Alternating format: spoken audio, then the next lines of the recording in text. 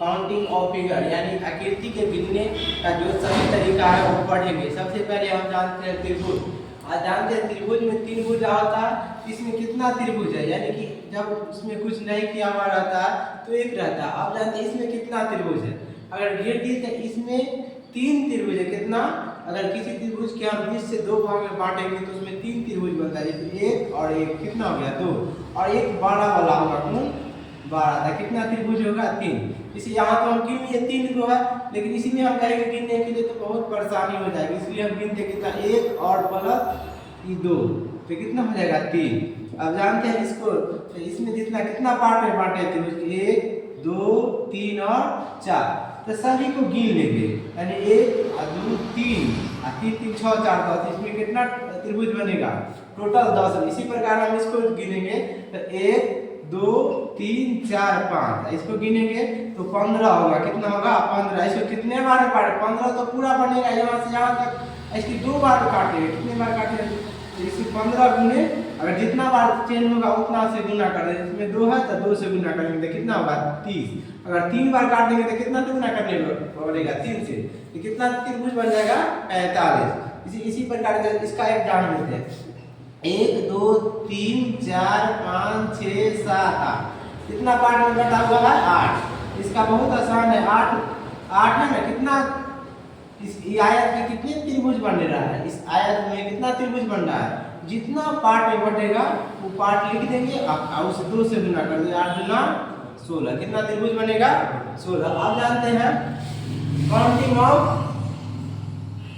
Rectangle यानी कि आयत, देख रहे हैं आयत है तो ये कहीं आयत है, और जब इसको हम बहुत सारा खंड में बांटेंगे तो कितना आयत बनेगा, तो आयत के तरीका 1 और कितना हो गया 2, आए नीचे भी लेंगे तो कितना हो जाएगा 3, कितना हो जाएगा 3। इसमें कितना रेक्टेंगल बनता है वो जानेंगे। यहाँ पे 2 होगा, कितना होगा 2, 1 और 2 के जोड़ेंगे तो कितना होगा 3, यानी कि इधर उधर कतार और क्षैतिज कतार में क्या करेंगे गिन लेंगे। इसमें 1 और 2 कितना होगा 3, और 1 और 2 कितना होगा 3, तो 3 गुने 3 कितना हो जाएगा बोलिए तो 9। इसमें कितना आयत बनेगा 9, कितना बनेगा 9।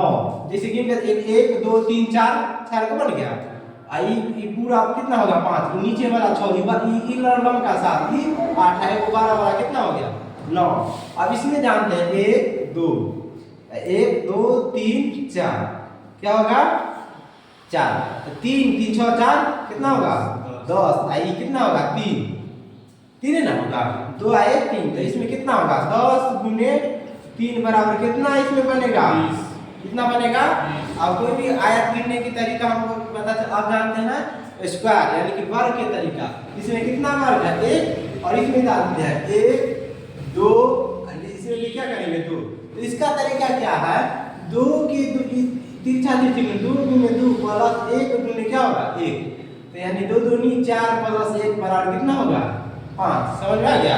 इसमें 1 2 3 4, इसमें क्या होगा 2, तो इसको इससे गुना करेंगे, इसको इससे, तो चलिए 4 के 2 से, फिर कितना होगा 3 को 1 से, 3 गुने 1 प्लस 2 गुने 2 के बाद 1 के बाद क्या आता है 0 ही नहीं आता है, यानी कि 2 1 0, यानी कि सबसे बैक आएगा क्या 12 से लेकर के घटते क्रम में जाएंगे, तो ये 8 होगा, फिर क्या होगा 3 होगा, प्लस में कोई भी संख्या में 0 से गुना करेंगे तो 0 हो जाएगा, क्या होता है 8 3 11, इसमें कितना वर्ग होगा 11।